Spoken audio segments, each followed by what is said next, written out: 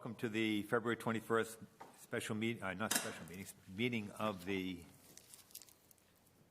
sorry, reading the wrong side. Good evening and welcome to the February 21st meeting of the Water and Wastewater Commission. I'll now call the meeting to order. Please be advised that FATV is conducting audio and video recording of this meeting for public broadcast. I ask that anybody in the audience who is recording this meeting to please identify themselves for the record now by standing and state your name and city of residence. And at this time, I'll ask that all electronic devices be put in silent mode. So I'm supposed to do a roll call. So we have Colby O'Brien. Present. Mike McLaughlin. Here. Nick Erickson. Present. And also John DeLine and Mark McNamara, and I'm Rick Haley, and we are missing George Sainer. Yep. Okay, there's nobody in the audience wishing to speak, so we'll move to our agenda. And we will start with the Water Division. John? Yep. What you got for us? Not sure how many of you are aware of the billing issue that went on with last month's bills that went out. It only affected the sewer portion of the bills. Basically, anybody went over the minimum usage of 3 units, they were also charged for the 3 units, so they were overbilled by $33.33. There's something you don't see in the bills, like in Munis, there's all kinds of calc codes. It does this, does that, or whatever. So this calc code for this particular, calculation has been the same for 7 or 8 years. But at some point, just before that bill run, Munis did an update and caused things to go awry. So Munis was not able to help us correct the issue besides changing the calc code to what it should be. It doesn't matter what the numbers are, but like the one for sewer was a 64 when it should have been either a 62 or 63. Water was at 64, so it did work out right along, so it didn't affect the water portion. 63. So those are both been set. Missy double-checked everything, but they had to go through, and there was no easy way of doing it, but they had to go through the last 2-3 weeks and manually adjust over 9,900 accounts that had gone over the minimum amount. So it wasn't a simple thing because it was, I think there was, each one was an 8-step process, to do that. So, but they did go through it and got it all done. So the next bills that go out, people that overpaid or paid that amount over will see a credit. People that didn't pay, which we advise a lot of people to, but some people were afraid of getting charged interest, which, I understand, but it wouldn't have been very much. They'll see that, they won't see anything, but there will be no interest charge because, the way it is like if you don't pay for another 30 days, then the interest would come on. So there's no interest that would come on this whatsoever. So unless you, hadn't paid your bill later on, of course, anybody that's behind on the bill is going to get interest on that portion, but the 33, there'll be no interest on that whatsoever because it's been all been basically corrected, the abatement. So, we've had a very difficult time with Munis. We're told that, that they're basically the only people out there that do this type of thing, but it's very frustrating because we have open tickets with them from November 2022. We have reports that used to be 50 pages that are now over 1,100 pages, and it takes, instead of an hour or two to run this report, it takes 6, 7, 8, 9, 10 hours to run the report. Keeping a computer completely on that. You can't do anything else while it's running. So, Missy, has to actually do it at night or take it home. This past weekend she was running reports on Saturday, and because of security, she has to keep touching the mouse pad so it doesn't time out. I can't get IT to change that. We're trying to do that for that one computer that she uses, the laptop she takes home. Of course, it's secure otherwise, but there's a lot to it. So it's very frustrating for us because every month we were dealing with something with Munis, an upgrade that went through that changes some little thing. We have some bills that we know it's been out there for a while that where somebody pays, $50, but it only shows at one line that they only paid $30, but in the bottom number, it's correct. There's a few like that, and it just, we're trying to set up a meeting with the mayor, the IT, accounting, treasurer's office, just to try to figure out, you know, what we can do to correct this. It's very difficult, you know. Like I said, every month there's some different issue. There's an upgrade that goes through that affects something, and sometime, you know, this time we would have never thought. Of course, when we do a rate increase or changing the rates, you know, we all the bill, there's test runs that are done. We check the bill to make sure everything calculates, you know, check them by hand. And who would have thought in the middle of the fiscal year with no changes that something like that would have happened by an update that even IT was not aware of. It just gets downloaded to the system.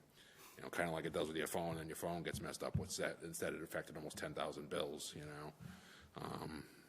It causes mistrust with us, which is unfortunate because it was completely out of our hands. I mean, you know, we would have never thought that would have, you know, or even been looking for something like that to occur. So. How'd you find out? What's up? How'd you find out? Customers started calling. Yeah. Some people are, you know exactly what their bill's going to be almost precisely every month. And as soon as they got that, they started checking bills and knew, you know, within a day or two of the bills going out last month that there was a problem. And then we tried to get Munis to help us with it, you know, figure out if there's a way to do a spreadsheet or do a, you know, a global type, you know, calculation. And they put in a ticket for it. And then finally last week we heard back something, oh, you can try this. Well, it's like, we just decided to delve in. I mean, not myself, but the ladies in the front office delve in and start doing it manually because we didn't want to wait till, you know, we heard something back from Munis because they just haven't been that helpful, you know. I'm glad we did because the suggestion they made wasn't going to work, you know.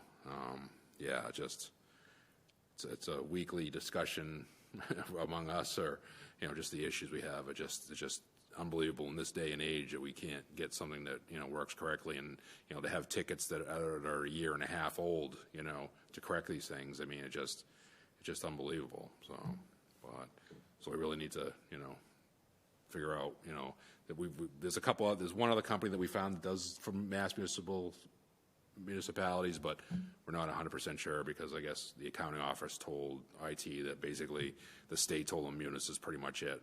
But there is that other company that does at least 30 or 40 other cities in town. So, you know, I think it's worth talking to them. But you know, we need to figure out something because it's just every month it just trying. Sometimes the bills go out late. Sometimes the reports won't generate. You know, they just keep getting error messages. Missy will go through 6 or 7 hours of a report, and all of a sudden it'll just like go into an error mode, and she's got to start all over again. You know, after tying up a computer at the office or having it at home. You know, I mean, that's where we're at. So, but everybody should be corrected. I mean, they were pretty, you know, thorough and going through all those. So no, I'm not saying that'll be in the next bill. Yeah, and like I said, you know, if they paid the amount that it was over, they'll see a credit for that amount, you know, or it'll be taken off the next bill. If they didn't pay it, you know, the bill will be normal. So, but again, it was, you know, anybody that went over the minimum amount, 3 units. If they use 4 units, all of a sudden they get charged for those 3 units, which is 30, you know, 11 times 3 units. So, but it should be all set now. So. We'll have to do it. We're going to be looking at bills each month just to see, you know, not saying we still won't miss something, but it's not something we expect to have to do, you know, since we're not changing anything in those charge codes or calc codes, and just a bit frustrating. So, yeah, that report that went from 50 to 1,100 pages, that's the one that's been since November 2022 when they did an upgrade, and it causes, you know, computers just don't want to keep working for 6 or 7 hours, you know, generating reports. It just, things get, you know, bogged down, and they just don't want to finish it, you know. I mean, imagine how fast computers are nowadays, and you have a report that takes, you know, 6, 7, 8, 9 hours to generate. I mean, it just doesn't make any sense whatsoever, you know. So, sorry to vent a little bit, but try to do the best we can with it and get the bills out, and it's just like I said, we're fighting this, and this is one of the worst issues we've ever had. So, all right, on the dams. Just wanted to touch base a little bit on this. I put together a spreadsheet of the 16 dams. The city has other dams, but the 16 dams that the water division is responsible for shows, you know, basically their height, their hazard level, and their condition. pretty much all are fair or satisfactory. We have one that's good. But we do have 3 that are in poor condition. The Falula Reservoir Dam, which is the one right behind the plant. We don't use it for drinking water. We have the Overlook Dam is considered in poor condition. And the Scott Reservoir Dam out off Ashby West is considered in poor condition. So we did get a grant to do a seepage analysis at Scott Reservoir Dam. So we're going to start doing work there and figure out how we can, address that dam. And, seepage there has been a problem pretty much since the dam was built, 100-something years ago. Just something wasn't quite right with it, but it's never shown any, signs of, failure or anything like that. However, it does have a lot of seepage, and it's something we need to look at, to get it corrected. So in the next budget, and we will talk about the budget, we don't have it on the agenda, but it will be at the next meeting. We can kind of leave it at the end, but we'll be looking at doing some inspections. We do phase 1 inspections, but we also need to do phase 2 inspections when they are in poor condition. The phase 2s, we're going to look at, not just doing an inspection, but looking at, what's the possibility of, abandoning or removing the dam. So that's something we'll be looking at as part of the analysis for the Falula Reservoir Dam and the Overlook Dam. Each of those are fairly easy to regulate. The water levels, there's no watersheds to either of them. So even though they are in poor condition, because we are able to regulate them, we don't, feel that there's any, threat of failure at either one. So we're fortunate in that respect. Scott, like I said, it is in poor condition, but it's something that's, the seepage has been there for quite some time. It's something we, it's time that we need to address it, and, work for these dams are, some of it's included in the rate study. Starting doing the engineering and getting everything set, and trying to have the engineering in place so if there's a grant available, we can go after it. If we can further some of that, then maybe eligible for other grants that the federal government or state might have available. So, like I said, we did get the one for the Scott Reservoir Dam, so that's a plus. How much was that, Nick? I don't remember off the top of my head. 75,000-ish, somewhere around there. So yeah, there's a lot of dams to take care of. So the good thing is that the ones that are in poor condition are ones that we can easily manage. Where don't have a major dam that has large inflows that could have a threat of failure that's in poor condition. So we're fortunate in that respect. That's kind of why it's kind of been. A couple of these have been in poor condition for quite some time, but just because we've been able to regulate the water level so easily without having a watershed, it hasn't been so much of an issue. But we know that we need to start knocking some of these off. We can't just keep going along and not doing anything. So I'll have some money in my budget next year to do the engineering and phase 2 inspections for Overlook Dam and Falula Dam. Any questions on any of that, or? All right, next item, SCADA update. I think last month I told you that we did get the cards, some of the cards back. I told you about the card problem. Yeah. We did get some back. They turned them around pretty quick, much quicker than we thought we did. And they've been swapped out, the rebuilt ones swapped out at the Falula plant. Now that's running with the rebuilt ones. And now we just got to set those ones, the 5 that get taken out of there, out to be rebuilt or whatever they're doing with them at Rockwell. And then once we get those back, hopefully in a month, we'll be able to get everything set to do the regional plant and finish that part of the SCADA project. So that's the last major part of it. So I'm hoping that we can get that done before the high flows. The majority of it done by April and May before Memorial Day. I'm sure there'll be some little items along the way, but afterwards a punch list. But if we can get that done and set, we'll be in good shape. So the only other part of that SCADA project is we did include a backup generator for the Montechusett pump station, where Game On and all the factories are up there. We've never had a backup generator there. They're going to be doing the installation there this spring.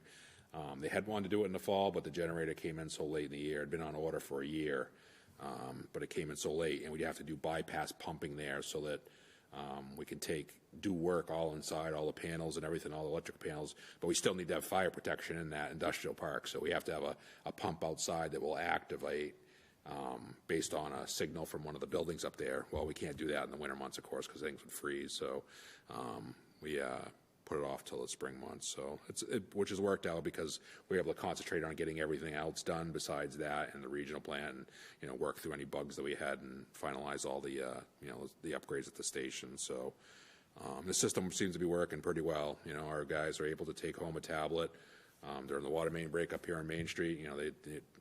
The chief operator was able to look at that tablet. He can't run the plant from there. We don't want, because of security, we don't want that remote ability, but he can look at pressures, tank levels, and things like that right there and figure out, what we need to do, and monitor the tank levels as things are going on. So it's already, been beneficial there. I'll eventually have a tablet and the distribution system manager too. Again, we won't be able to run the plants. They can use those tablets once they're inside the plant itself to change, start a pump at a remote station.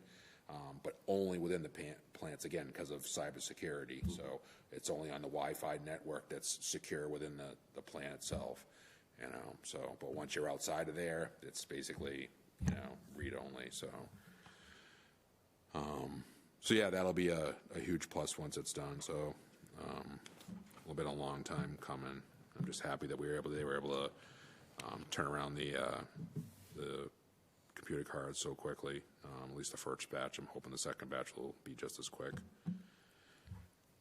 The other handout was just we had 4 people submit bids for the Boulder Drive project.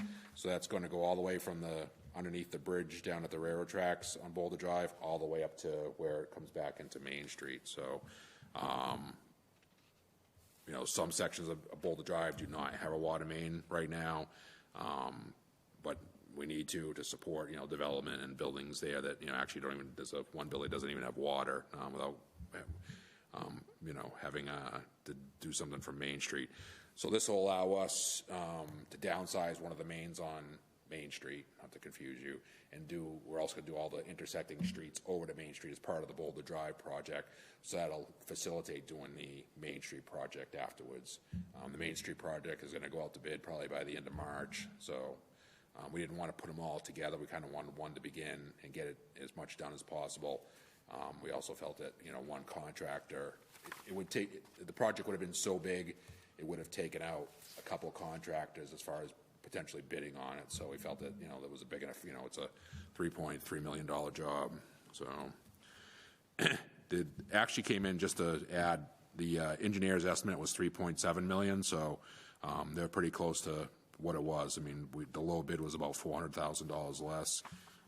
That contractor, they checked them all out, reviews, and Weston Sampson's actually, one of their other offices had work done, with them, and everything seems to be fine. So they did leave a little money on the table, being $400,000 lower, but it's not $1 million lower, and their bid was balanced. Everything seemed correct with that. So we're in the process of, they've been told that the bid's going to be awarded to them. Now we just need all the paperwork back from them for insurance and all that, bonds and so forth. So we can get that going. So we had hoped to have a couple more bidders, but the other names are very, very familiar. So, and they were very close to each other, really, 3.76 to 3.85.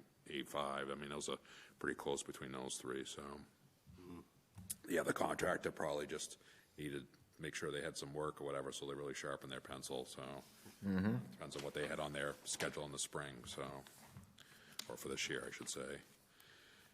So, yeah, we're happy to. We did come under below the engineer's estimate. So, and the last part, I didn't put a number in here because we just started, but it was in the capital plan for the rate study, was replacing the regional roof. I'm going to ask that you approve going out for a $2.3 million loan just to make sure that it covers any extras. But right now, it looks like it's going to be around, based on West End Sampson's bids, they went out and looked at our roof, and the roof at the regional plant is 17,000 square feet. So what's that about? Not quite a half acre, but getting there. Acres 43,560. Yeah, just under. So it's a pretty big roof, and it's about $90 a foot. The bids have been coming in at, so it comes, around, 1.6, 1.7. We want to make sure we have enough buffer for the engineering, the oversight, and things like that. And also, some of the roof it's flat, but there's also some metal sections that are sloped and stuff, and, looking at, there's probably going to be some work. The metal doesn't need to be replaced, but it's probably going to be flashing that needs to be redone, caulking or something like that. I want to make sure that, anything above the roof line is corrected. We don't want water to come in because we're having some infiltration into walls that, coming in and stuff where it's getting under the flashing and things like that. So we'll combine, we have that other loan that we approved, that the commission approved for the Meeting House Mare Meadow project 4.4. So we're just going to basically package that with this $2.3 million loan. And, whatever we don't spend, we won't borrow, basically. So, that's basically how it works, is that we start spending and get toward the end of the project, and then the treasurer's office will borrow the money, for our next fiscal year. So, I don't think I can add anything else to that. But, yeah, so I'd asked if we could take a vote and approve $2.3 million a loan for completing a full replacement of the regional roof. So, and that's a ballast type roof, the stone on top of everything that has to all be taken off. We spend a lot of money heating that building, so they're going to take off that and the insulation. When they built these buildings, oil wasn't that expensive, so that's some of the extra I'm going to look into. Is like, I'd like to add, they're going to take off the insulation, look at all the decking and make sure that's set, but I asked they add, whatever they can for insulation. 17,000 square feet, if we can add some additional insulation to make it a little bit, more efficient, it's worth doing it. So that's why I'd like to have that extra money there, because I'm sure it'll pay over the next, 20, 30 years that, it's there. So. So, John, you're looking for a motion, and it's to recommend to the city council, is that correct? Yep. So we're looking for a motion to recommend to the city council to borrow $2.3 million for the new roof for the regional plant. Yes. Someone want to make that motion? Make it. We have a second?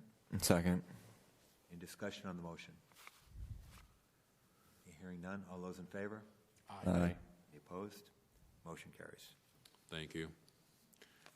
Yeah, we've been fighting some leaks up there for the past few years, and DEP's been on our case to make sure, that we have a plan in place, and we've nursed it as far as it can at this point, and it needs to be done. So, and things are just getting more expensive, and I want to get it done before next winter.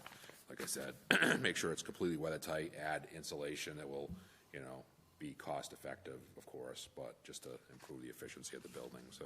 Yeah, and that's When they built that building, oil was so cheap. I mean, we're kind of running up against that. I wish they had given more thought to that, but it's like, and they figured oil would be cheap forever. And I know it's not as sky high as it could be, but it still costs a lot to heat. We eventually would like to connect in the gas up there, but it's just not possible right now. They need Unitil needs to do some upgrades up in that area, up to between there and Gardner, and we're just not there. The other plant uses oil as well, and we use a lot of oil there. We'd like to see gas connected, but that's not really feasible up there because of the distance and the cost and stuff. So we always want to try to be, as efficient as possible, but it's something that some point we're going to have to look at, improving, things at the Flula plant with the HVAC upgrades, but we don't want to do it right now, of course, a few years off, because we want to get the most use of that system that's there. But at some point it will have to be upgraded because it's not an efficient system. Even during the summer months, we burn 100 gallons of oil a day.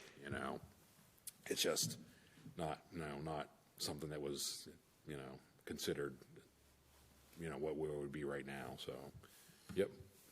And both those plants are about 20, 25 years old now, right? Yep. Have we ever looked at hydro? Yeah, we have the hydro up at the Narrows Road Station, but I don't think there's enough coming through up there because once we drain it down out of the plants, but we don't have enough head between the plant and the tanks, besides at the regional plant where we already have it, to do something like that. So,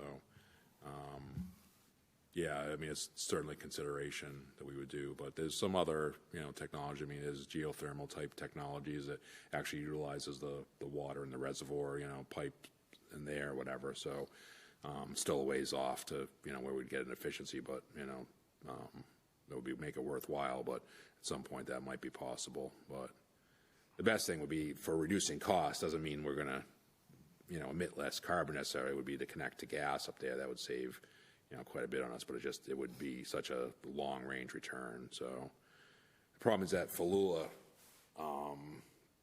is that they have hot water circulating all the time, so the boilers are always running.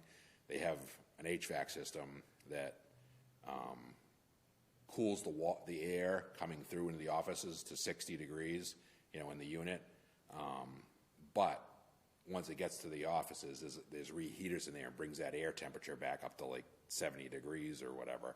So that air is super dry, which was a great thought back then when oil was cheap and, they thought it would, remain that way, but it's not the way it is now. So it would require a whole new, HVAC system to change that over. So,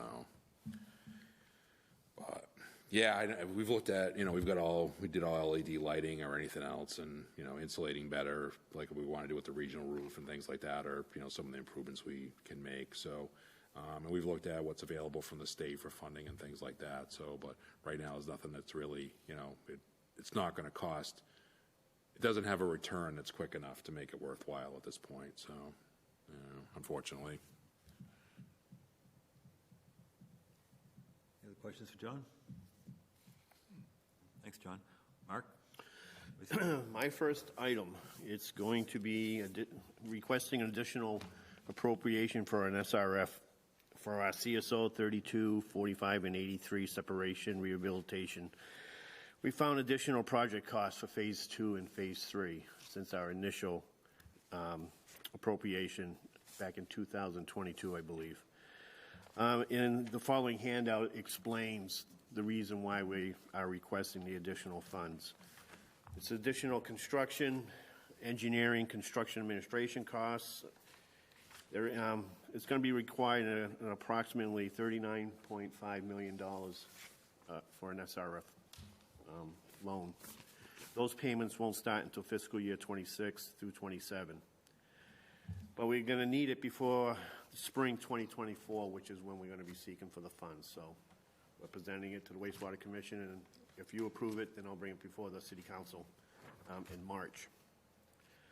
The reasons why we need the additional funds, in addition to the separation of the combined sewers in the downtown area, this project seeks to alleviate existing significant drainage and flooding issues in the city, as well as construct resilient and green infrastructure that can withstand the hypothetical 2070 10-year, 24-hour storm event. This past summer, we've seen some of these storms come through, these major flooding storms. Weather events becoming more extreme, intense with climate change, and addressing these concerns now require significant drainage upgrades. The significant additional contract construction-related items are below. We're going to need to put in an additional 105 catch basins being installed to upgrade drainage throughout the area, roughly 14,700 feet of additional piping. It's also being installed for purposes of resiliency and relaying 350 feet of damaged undercapacity culverts to the public's right-of-way for easy access and maintenance purposes. Our existing city drainage is not able to convey the stormwater that flows from the current storm events and has been causing significant flooding. And there's claims from property owners due to the property damage. Many of the sewers throughout the project area are also currently undersized, causing more significant combined sewer overflows, which are our CSOs, at the permitted outfalls, and sanitary sewer overflows, leading to poor water quality in the North Nashua River and damage to public and private property. And many of the sewers throughout the project are also, they're in poor condition and on the brink of collapse. So 34 separate dig repairs are required throughout the project area to rehabilitate the existing failing sewers. There has been a significant pricing increase since 2 years ago. Last summer, we saw a great increase in a lot of construction items. The average pipe construction cost between the first and second CSO separation projects have increased approximately 36%. Average manhole construction costs have increased 34%, and we need to ensure the construction cost estimates account for these significant increases. That recent contractor who's doing CSO 10 right now, that was the first phase project, he came in low, but we want to be conservative to ensure that there's adequate funding. We're not guaranteed that the next bidder is going to be, on the low side of things. So the lowest bidders, it was 3.6 million lower than the second lowest bidders. So the current cost estimates are conservative because we can't assume bids will come in low. So this is, we're being conservative. We might not use all this money, but it has to be there just in case we do.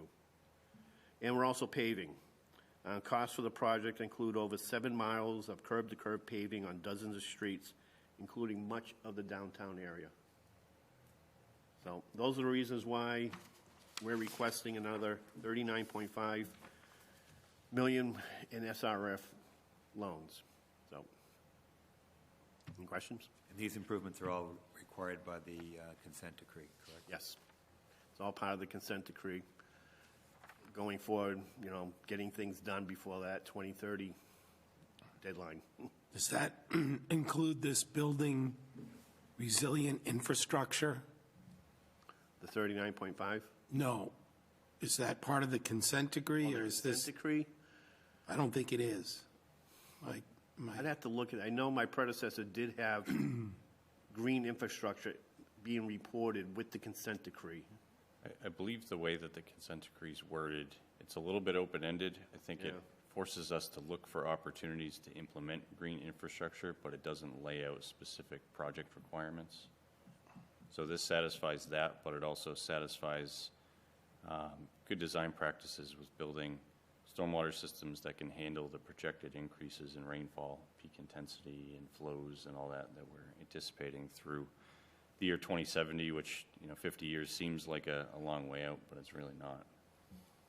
What does that bullet add to this 39 million? Which one?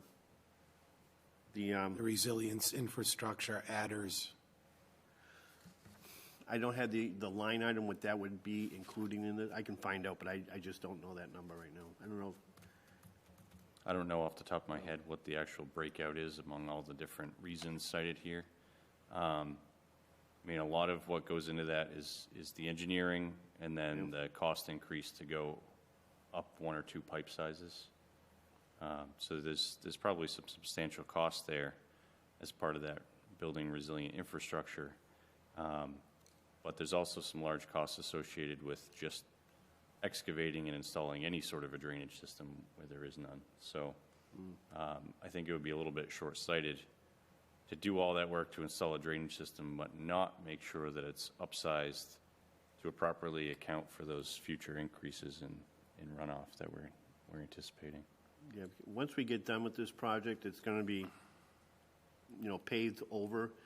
We'd hate to have to go back in for another reason and disturb what we just spent a lot of money on, especially with the city streets, the way they are.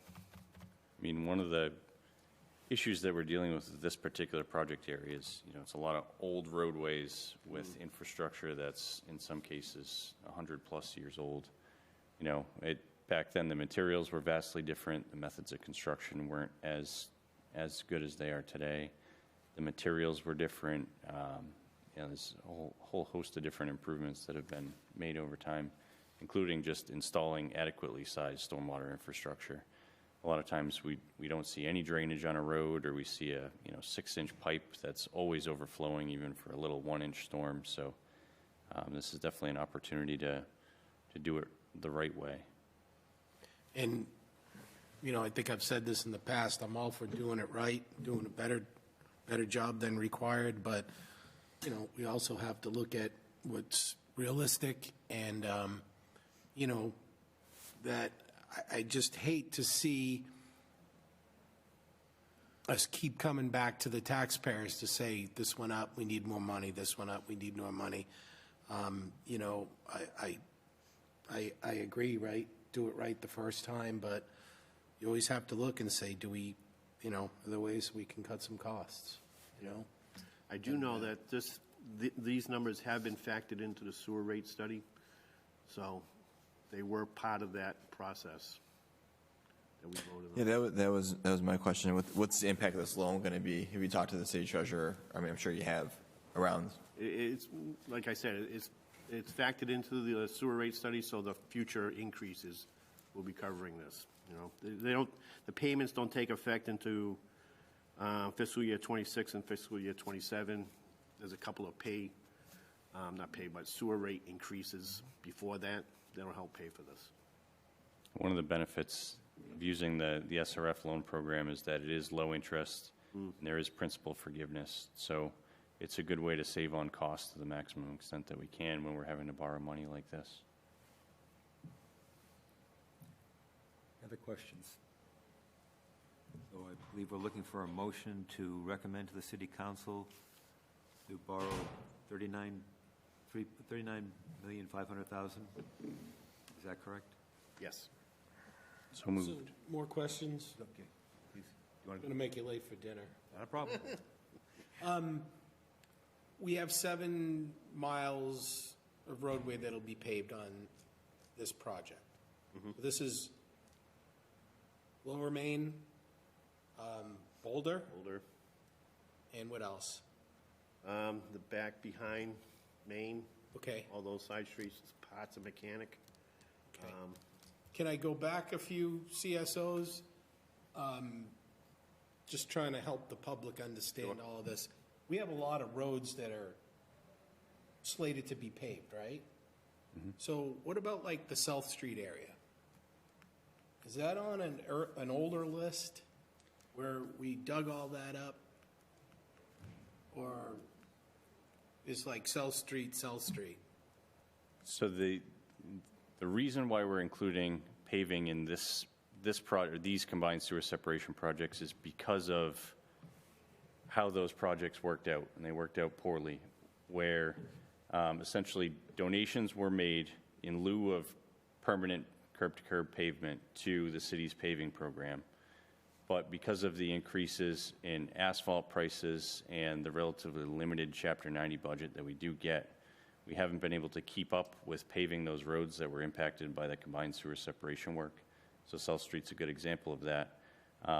Essentially, those trenches were intended to eventually be repaved curb to curb, but the city just hasn't caught up yet. So they're on the city's paving list, but we're limited by the amount of funding we can actually spend to get those roads repaved. So this is a way to make sure that we're keeping up with the amount of trenches that we're digging in the roads. And all the streets that are included for paving in these combined sewer separation projects are cleared for paving. So they're areas where we've already talked to John to make sure that the water's in decent enough shape. We've already talked to Unitil, and they've actually been doing a good job of going out in front of us and working to make sure that all their pipe replacements are done ahead of the combined sewer separation work getting in there. There's a greedy motivation on their part, because it's easier to put a pipe in the ground when there's not a bunch of other pipes in the way. So, obviously we're installing extra drain and sewer infrastructure, so they have more room to work with now versus having to come in after the fact and install pipe. But it also gives us the opportunity to be the last ones in there and pave these roads and know that they're done. Yeah, that was one of the points that I was going to make. We are the last people going to be in this area, and so we're going to be the ones that capping it off so that it should last for a long time. So that South Street area, which was part of the, not the CSO 10 project, but the one prior, and then the Beach and Hazel Streets combined sewer separation project, which was back in like the 2017 time frame. For those projects, donations were made to the city for paving. So there's money sitting in accounts, basically waiting until the city has enough money to pay for the rest of the bill, because it was just a fraction that was paid as to what the overall cost per road was for paving. So Unitil paid a little bit. If Water Department did a project, they would pay a little bit. Combined sewer separation would pay a little bit.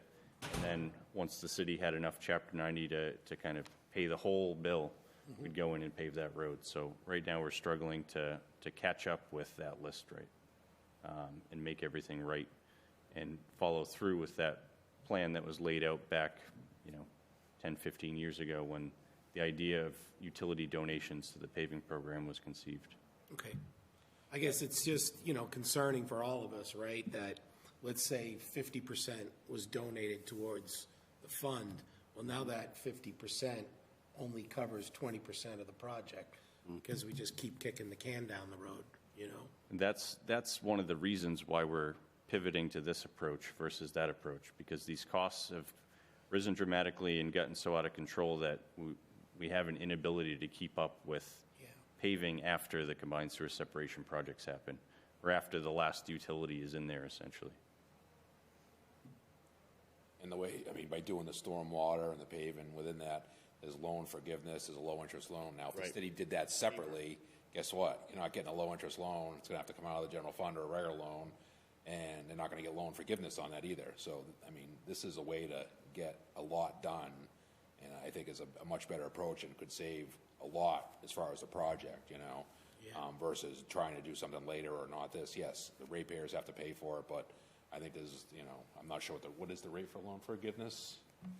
It's like in the teens, isn't it, or low teens? I don't remember off the top of my head, but it's substantial. So that's, on $40 million or $39 million, when you get loan forgiveness and a low-interest loan, rates are up or whatever, this is a huge savings. It gets it all done now versus when it's more expensive down the road. And like I said, anything that's done in the roads or system that, there is an SRR fund for doing roads. There is an SRR fund for doing stormwater by themselves. It has to be water or wastewater. So, this is a plus to get this all done and to save as much money as possible by having that loan forgiveness and low-interest loan, so. I know one of the ideas that's been floated just over the years to address the city's road problem is some sort of a debt exclusion, similar to how Lunenburg paved all their roads. And if that were to happen, essentially the city would borrow money to pave a bunch of roads, but it wouldn't, like John said, it wouldn't be through that SRF loan program, so it wouldn't be low interest. There would be no principal forgiveness. So you'd be paying more for paving those same roads. And that's still an option that I'm sure we'll continue to explore for the roads outside of the combined sewer separation areas. Yep. But this is a good way to get this work done a little bit more cost effective. And I am most certainly going to vote for any funds that are going to pave roads. I'm just more concerned about all this, future resiliency, bullets that are on here. I get the sewer and the manholes and all that, but I don't understand the whole green initiative and what is that, So with the resiliency, it's really intended to make sure that we can handle the projected runoff rates for well into the future. So, what we're seeing now is one amount. What we're seeing modeled through statistics 50 years out into the future based on the period of record that we're looking at is a little bit higher runoff amounts. So that creates more stormwater runoff, more volume, more flows that the stormwater system needs to be designed to handle. So when we talk about resiliency upgrades, that means making sure that the pipe size that's selected is based on that 2070 year design and not the current year design flows. Just throwing an example out there, it might be a 15-inch pipe instead of a 12-inch pipe. Sure. Or a 24-inch pipe instead of a 12-inch. In either case, the road's going to be excavated, that pipe needs to be installed, and the pipe's just going to be a bit larger to make sure it can accommodate the flow. So it really makes a lot of sense to do it now, And then the green aspect of that, so that's kind of the resilient infrastructure piece. The green infrastructure piece is trying to improve the water quality as well as just handle the water quantity. So water runoff from the roadways has certain contaminants. There's really fine rubber particles from your tires. Absolutely. There's gasoline, oil, all the stuff that comes off cars. People spill stuff on the roads, all that stuff. So the green infrastructure is plantings, vegetation, et cetera, designed to mimic natural processes that uptake some of those pollutants and remove them from the water before it hits like the natural river or whatever that receiving water body is. I'd say green infrastructure is still a relatively new concept, and new being like it's come out within the last 15 or so years, and the state itself is pushing to incorporate green infrastructure into a lot of state-funded projects. So they're giving out a lot of grants for that type of stuff. And one of the things that we've been working on to help subsidize some of these costs for the green infrastructure initiatives is utilizing funding through the Municipal Vulnerability Preparedness Grant Program, MVP grant program. So they're actually funding the designs for some of these things so that we can incorporate them into the construction documents for the combined sewer separation projects. So that's further saving the ratepayers on some of these cost increases because we're leveraging grant funds to help get the designs ready for construction. Great information. Yeah. Thanks. Other questions? No? Are we ready to make a motion? I'd like to make a motion to recommend approving $39.5 million SRF loan to the City Council. I'll second that motion. Discussion on the motion. Hearing none, all in favor? Aye. Aye. Opposed? Motion carries. Okay. Thank you. My next bullet item is staffing again. Seems to be a topic every month. We're still having a hard time filling a vacancy down the treatment plant, the senior operator. Like I said before, there are very few of them out there. The ones that are out there don't seem to want to move anywhere. So we're trying to find other ways of, instructing the lower class, not the lower class, the lower grade operators we have and try to train them so that they are able to pass the exam. But it takes time and it's slow. And so we've had a couple of operators take exams and they weren't able to pass it, but they're still going strong and studying. But since we've been having that vacancy and we have another vacancy with the workman's comp issue, he's been out for a few weeks. The overtime is getting hit hard because of that. And so next month we may have to come back and ask for more money just for the overtime budget because we seem to be getting up to the limit and we don't want to go over it. We're working with the staff trying to alleviate the overtime.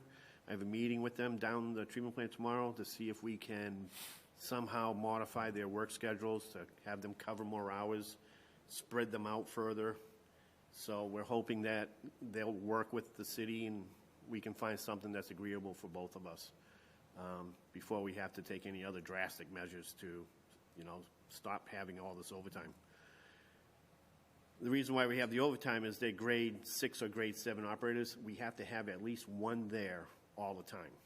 And so covering 24 hours a day, 7 days a week, there's a lot of shifts, and there's only 4 of them. And so we're going to try to see if we can spread them out better. So What shifts are they working? What's that? What's their shift? They work around the clock. It's actually a 5-week rotating shift. So they're each working. Every 5 weeks they rotate. They can be on first shift this week, next week second, then they're working weekend nights or weekend days. And then it starts all over again. So it's one they like. It has some benefits because it gives them some days off during the weeks that they wouldn't have other time. So they've worked with it. It's been there ever since the plant opened, I think. But we've always had sufficient staff to cover it. And right now we're just going through a drought of qualified people, just like John had, last year or so. So that's it. That's the issue with the staffing. Budget update, fiscal year 25. We should have something possibly sent out to you guys by the beginning of March, John, you were thinking? Yeah, next week. Yeah, next week. Have you guys review it and vote on it so we can present it to the city council. Yeah, that's what we're planning on, is getting it to you next week, and that way you'll have it, for a couple weeks, 3 weeks. Yeah, if you have it, if you can. Yeah, we're going to email it to you guys Yep. beforehand so you have time to review it and look at it. Last year, we had a crunch with the rate study and things like Right. that. We weren't able to get to you the last minute before then, so we want to give you sufficient time. So we did each have our budget meetings with the mayor, and we haven't heard anything back otherwise, plus or minus, so I haven't. So Yeah, we didn't see still too could be much. counts and there still could be cuts in council or something like that, but we're going to assume that, it is what it is, so. There weren't really any surprises in the budget. There were slight increases due to inflation. I'm still waiting for costs for chemicals. Those don't come out to the end of March, beginning of April. So I can't give an accurate figure for that until then. But everything else seems to be, within the ball frame of last year's. Not much has gone up other than, their payroll may have gone up due to their raises and such like that. But most other things are staying within the ballpark. Yeah, mine's the same thing. It pretty much follows what the rate study was and what the budget was, so not any big surprises or anything, so. Yep. And my last item is the NEPD's draft response letter. I reported last time how we did get our draft NEPD's back in December. We had until January 29th to submit public comments. And so one of our on-call engineering firms reviewed the permit for us and put together a response to a few of the items that are on the permit. And it was part of the email package that you guys got. And it gives a detailed reason why some of the items that were given to us should be modified or removed. It's up to the DEP to review it and come back with their responses to what we say. I haven't heard from other communities how responsive the DEP has been to the community's responses. A lot of them are still waiting for them. They've had drafts and they're still waiting for their drafts. I mean, they're permanent ones to come back. Some of the items that we're challenging is they want us to do studies that we feel the EPA should be doing themselves, not relying on the cities to do their studies for them, like PFAS testing. We're going to have to do PFAS testing in the rivers and upstream in the sewer systems. Something that they should be doing, but they're passing it down onto the communities to do instead. And phosphorus limits, they're looking to lower. We're hoping that they keep us where we are until after all our CSO projects are done, and then see how the treatment system works, whether to install a new treatment process for phosphorus removal or not. It doesn't make sense to install something now that will change in the next 8 years or so. So everything is in the letter that I sent you. It gives it a detailed explanation for each item that they feel we can challenge. And we'll see how it goes. We'll see what the DEP comes back with. We have a very good working relationship with the DEP and the EPA. They're very, I've said this before in our meetings, they're very proud of what's going on in the city. They like what we're doing. And they like to use us as an example of what other communities could do to all the consent decrees that are out there. So, Is there a time frame for their response? they didn't give one. So I know some communities were issued them last spring and they're still waiting. And so ours came in December. It could be anywhere from 9 months to a year. Who knows? Okay, so the ball's in their court, though. We're not going to be in violation. Nope. Right now, until they give us our final draft permit, we're living under the old permit, which was issued in 2010. So that's still valid until their permanent permit comes out. I think that's all I have. So, Questions? Yeah, I just have one. And you don't really have to answer it. Just, we've been going through this process, the CSOs, for years, right? Hopefully, we're going to see the end of the tunnel in a few years. But are we starting to or going to see any tangible results with the reduction? I've been seeing a lot of results down the treatment plant. The flow is greatly reduced during storm events.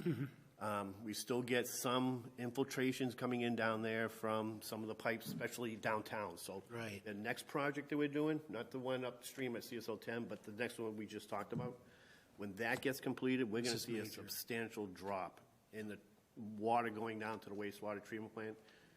That reduces our chemical costs because all that water has to get treated. It's all flow-based chemicals. They get treated just like it was wastewater. The wear and tear on stuff, it's all going to get reduced. Great. We could possibly take parts of the treatment plant offline, too, and save on energy and wear and tear on that stuff if the flow goes down. Our flow should match what John pumps, within, a little give and take, but it should be very close to what he's pumping. We're double, sometimes triple what he's doing. So it has come down. Since our first CSO project began, we have seen the spikes during rain events. They used to last for days. Now they're just minutes or hours. A rain event comes, goes up, and goes down, and stops. So that's been a tremendous benefit. And that was my second question, the kind of trickle-down effect. Yep. where are we starting to see some cost savings, so that's good information. It is. That's just not going to save the next, 5 years. I mean, 100, 50, 70 years down the road by doing these things correctly, it's going to save, over the long term. Is it going to save, $10 million? No, but it's like, it is going to add up over 10, 20, 30 years, reducing that amount of, wastewater that's treated, so. And then we can start looking at reducing the water and sewer rates. Once everything's paid for? Thank you, gentlemen. Any other questions? Is there any other business? If not, our next meeting will be March 20th here at 5 o'clock, and I'll entertain a motion to adjourn. I'll make that motion. Second. We are adjourned. Thank you. Thank you.